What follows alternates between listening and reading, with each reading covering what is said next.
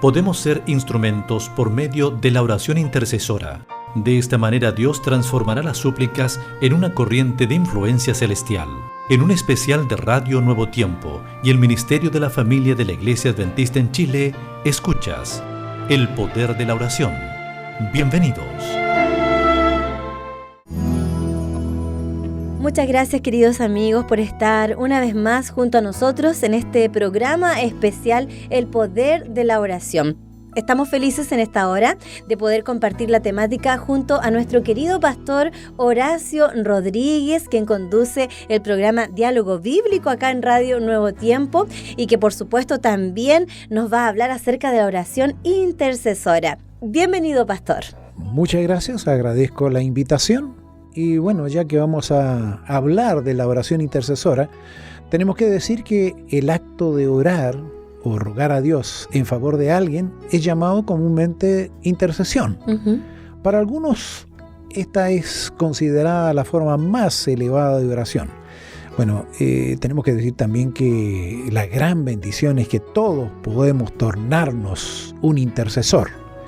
En el registro sagrado encontramos hombres y mujeres que se tornaron ejemplo de intercesión para nosotros. Y bueno, creo que sería bueno citar algunos ejemplos de las Sagradas Escrituras. Claro, pastor. ¿A quién, por ejemplo, podríamos citar? Bueno, podríamos comenzar por Abraham. ¿Ya? Abraham es uno de estos ejemplos. Podemos verlo inclinado delante de Dios para interceder en favor de sus amigos y parientes que moraban en las ciudades condenadas de Sodoma y Gomorra. Esto se encuentra en Génesis capítulo 18, versos 17 al 33. Abraham se coloca como un intercesor que deseaba ardientemente la salvación de aquellos que estaban dentro de esas ciudades. Y fíjate que en los versículos 22 dice, o en el versículo 22 dice que Abraham permaneció en la presencia del Señor. Él insistió con Dios para que su pariente fuese salvado, pudiera salvarse de esa situación. Dice que ahí en el verso 32 dice, si por ventura hay ahí 10, respondió el Señor, no lo destruiré. Abraham, el padre de la fe, ejerció en su vida la oración intercesora. Él, como lo vimos, él intercedió y finalmente el Señor salvó a quien él quería que fuese salvo. Que era su sobrino. Era su sobrino Lot. Exactamente. Bueno, él rogó, suplicó al Señor por ese cariño especial, pastor, que tenía también Moisés hacia su sobrino. Y esto nos enseña una gran lección. Nosotros podemos tornarnos en intercesores por nuestra familia principalmente, nuestros hijos, nuestros sobrinos. Y no sé, yo no sé si habrá alguien que no intercede diariamente por su familia, ¿eh? Creo que todos podemos transformarnos en intercesores. Comenzando por casa, podríamos decir. Claro, nuestros también. Hijos, nuestros sobrinos. ¿Y qué otro ejemplo de un personaje intercesor encontramos en la palabra de Dios? Bueno, se me viene a la mente Samuel, un intercesor dedicado, podríamos decir. A lo largo de su vida, Samuel hizo o practicó la oración intercesora. Fue, podríamos decir, una marca en su ministerio profético y sacerdotal. La nación de Israel atravesaba un periodo de transición muy duro e incierto. El pueblo había exigido un rey y lógicamente que fue atendido su pedido. El delicado papel de Samuel fue el de auxiliar al rey y al pueblo. Sabiendo que ellos habían cometido una tremenda locura al pedir un rey, el pueblo solo comprendió la locura de su decisión después de amargas derrotas. Bueno, tenemos que, esto debería hacernos meditar también, en que a veces no sabemos pedir. Pedimos y no sabemos lo que estamos pidiendo. Tenemos que reconocer que fue un mal pedido y que no actuaron con prudencia. El pueblo presentó su pedido a Samuel Jessica, ¿podría buscar en 1 de Samuel capítulo 12, verso 19, por favor? Sí, claro que sí, pastor. Voy a leer. ¿Qué dice allí? Entonces todo el pueblo dijo a Samuel: ruega por tus siervos al Señor tu Dios para que no muramos, porque hemos añadido este mal a todos nuestros pecados al pedir para nosotros un rey. Ahora, ¿cuál fue la respuesta que tuvo Samuel allí en el versículo 23?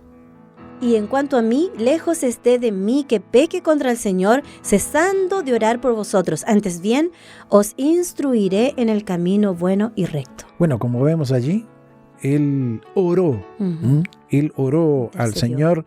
Él intercedió por ellos a pesar de. Creo que cuando nos equivocamos también, al reconocerlo, podemos ir a Dios y decirle: Señor, sabes, pequé, hice lo que no corregía, tuve un mal pedido o tomé una mala decisión, por favor, ayúdanos. Y el Señor, lo mismo que podemos, tanto lo podemos hacer por nosotros como para personas que han cometido un error, así como nosotros. Exacto. Entonces, esta oración intercesora sabemos que va a ser respondida por Dios también y vamos a poder tener la satisfacción de haber ayudado a alguien con nuestras oraciones. Claro que sí. Pastor, ¿tenemos otro personaje de la Biblia? Sí, el otro personaje, alguien muy conocido, a ver. Moisés. Podríamos decir de él que fue un intercesor amable. Amó a las personas pecadoras de todo corazón.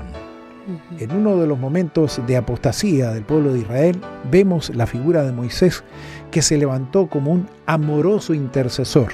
Esto podemos encontrarlo ahí en Éxodo capítulo 32, versos 7 al 35. Ahora, como conocemos la historia, el pueblo de Israel no merecía tamaño amor y dedicación de su líder. Pero Moisés tenía una fuerte relación con su pueblo. ¿De qué manera de amarlo? La verdad que siempre me ha llamado la atención eso. Hubo un momento en que él pidió al Señor: bórrame de tu libro, pero no hagas desaparecer al pueblo. Ellos lo merecían, y sin embargo él intercedió, y ahí se notaba que el pueblo estaba en su corazón, estaba muy fuerte, metido en su corazón ese pueblo ingrato. ¿Podríamos ver qué le dice Éxodo 32, 32? Tengo: que perdones ahora su pecado, y si no, ráeme ahora de tu libro que has escrito, lo que usted acaba de mencionar, pastor. Bueno, el original hebraico de estos versos muestran una verdad maravillosa sobre la salvación. La palabra traducida perdona viene de la palabra hebraica nasa. Esta palabra significa cargar o llevar. Entonces Moisés está diciendo al Señor: perdónales el pecado. En otras palabras, él pidió a Dios que él mismo llevase el pecado del pueblo. O sea, carga ese pecado a mí, que yo pague por ese pecado. Tremendo, pastor, qué tremendo, porque me imagino allí a Israel adorando, ¿cierto? Allí a sus dioses de oro que tenían. Y Moisés, con mucha pena, me imagino, con mucha tristeza y mucho dolor, intercede para que el Señor no los destruya por tal abominación que estaban realizando. Y sin embargo es capaz de ponerse en el lugar del pueblo y como sacrificio para poder ser destruido. Así es. Tremendo. Tiene que haber mucho amor. Solamente el amor puede hacer eso, ¿no? Sí, no podemos decirlo de otra manera. Bueno, y podríamos ver a Moisés como un tipo de Cristo. Cuando Moisés descendió del monte con las tablas de la ley, después de haber estado en la presencia de Dios 40 días y 40 noches, su rostro brillaba. Y aquella iluminación divina simboliza la gloria de la dispensación, de que Moisés era el mediador visible, representante del único verdadero intercesor. ¿Cuál es el único verdadero intercesor? Nuestro Señor Jesús. La experiencia de Moisés demostró que para ser un intercesor necesitamos pasar mucho tiempo en la presencia de Dios. Al descender del monte, encontró que el pueblo se había rebelado en apostasía y por eso él quebró las tablas de los 10 mandamientos. En su celo, su corazón fue tornado de profundo amor por el pueblo cuando Dios manifestó su justa indignación en castigar el pecado de Israel. Y ahí fue donde justamente él pide esto: Él pide, Señor, bórrame de tu libro, pero perdónalos. Honestamente no sé si hubiese hecho eso. Recordemos que Moisés fue muy especial. Creo que necesitamos precisamente estar más tiempo con el Señor y quizás más tiempo también aprendiendo de nuestro Señor Jesucristo. Como usted dice, pastor, tener amor en nuestro corazón. Bueno, eso solamente Dios puede ponerlo. Dios es amor y si tenemos a Cristo en el corazón, creo que ese amor irá mucho más allá de lo que nosotros pudiésemos imaginar. Amén, pastor. ¿Tenemos otro ejemplo? Sí, la mujer cananea. Sí. La mujer cananea no era israelita. Podemos leer algo de lo que aparece ahí en Mateo 15, San Mateo capítulo 15, versos 21 y 22 vamos a leer. Saliendo Jesús de allí, se fue a la región de Tiro y de Sidón. Y he aquí una mujer cananea que había salido de aquella región clamaba, diciéndole: Señor, hijo de David, ten misericordia de mí. Mi hija es gravemente atormentada por un demonio. Bueno, tenemos que reconocer que solamente 2 veces vemos a Jesús salir fuera de la cercanía de Israel. En una fuga para Egipto, en compañía de sus padres. Cuando estaba recién nacido, recordemos que quisieron matarlo. ¿Recuerdan la matanza de los niños ahí? Y en esta oportunidad, donde sale a la región de Tiro y de Sidón. Tenemos que decir que la mujer cananea que moraba en la región de Sidón vino a interceder en favor de su hija. Ella estaba sufriendo mucho y por eso pidió a Jesús que tuviera misericordia de ella. A través de su fe, el Señor hizo por su hija lo que Él estaba dispuesto a hacer por todos aquellos que interceden y que a través de su fe en el Señor, su hija sería alcanzada por el poder de nuestro Señor Jesús. Cuando ella se aproximó a Jesús, sus discípulos aproximándose a ella le rogaban: despídela, pues viene gritando detrás de nosotros. Los discípulos de Jesús, como buenos judíos exclusivistas, recordemos que ellos no querían saber nada de los cananeos, nada de que no fuera judío, tenía derecho a la salvación. Consideraban que aquella mujer gentil estaba excluida del favor de nuestro Señor Jesús. Totalmente equivocados. Más adelante el Señor le respondió a ella: mujer, grande es tu fe, hágase contigo como quieres. Y su hija, sabemos la historia, que fue sanada inmediatamente. Claro que sí. Bueno, creo que esto es un ejemplo para todo aquel que tiene una necesidad. A veces se nos acerca alguien y nos dice: ¿por qué no ora usted que está más cerca del Señor? Yo creo que todos podemos estar más cerca del Señor si lo queremos. Y no hay nadie a quien el Señor no escuche. Ahora, una oración, cuando el Señor nos contesta no, es una respuesta. Y el Señor a veces dice que no, tal como nosotros decimos que no cuando hay algo que nuestros hijos piden y que no conviene. Ninguna mamá le pasa una tijera a un niño pequeño. Y esto no significa que no lo ama. Al contrario, así sucede también con Dios.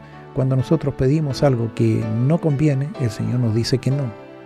Y nosotros lo interpretamos como que Dios está lejos, Dios no nos ama, Dios no nos quiere dar, pero Él ve más allá. Recordemos que Dios ve el fin desde el principio.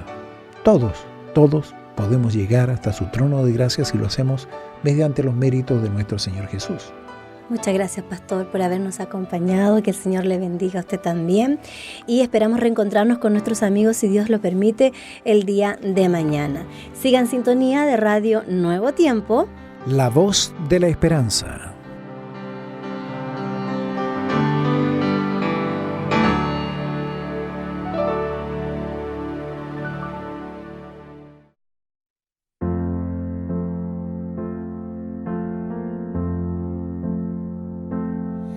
Cuando la fe parece que va a acabar y no encuentras coraje para continuar, cuando otra vez perdí la dirección, Dios envía ángeles para ayudar. Él Él bien sabe y conoce el corazón, sabe de las luchas que enfrentas hoy, y sin fe no puedes agradar a Dios. Por eso ábrele hoy tu corazón. Tienes que orar y confiar. En nombre de Jesús te liberará. Solo confía en la cruz del Calvario. Verás tu nombre allí, salvado por gracia. Tienes que orar.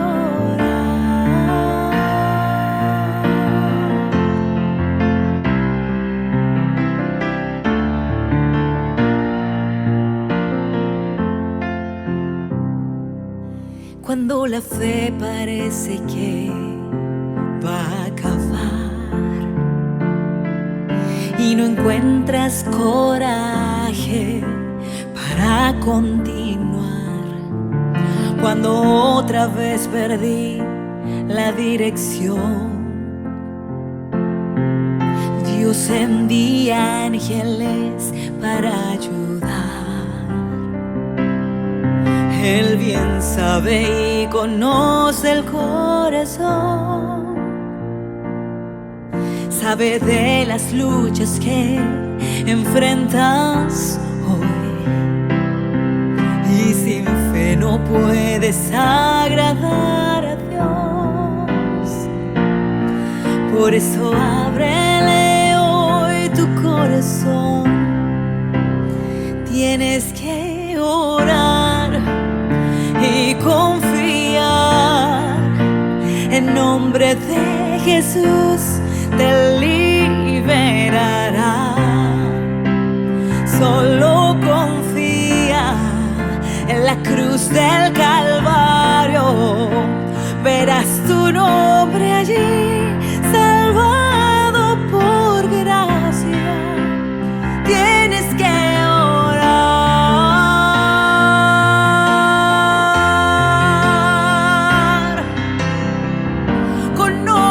aquel que dio la vida es Jesús, mi Señor.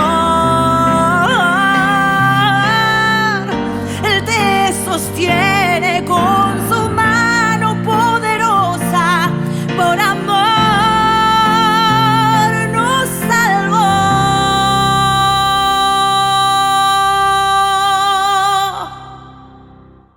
Tienes que orar y confiar. En nombre de Jesús te liberará.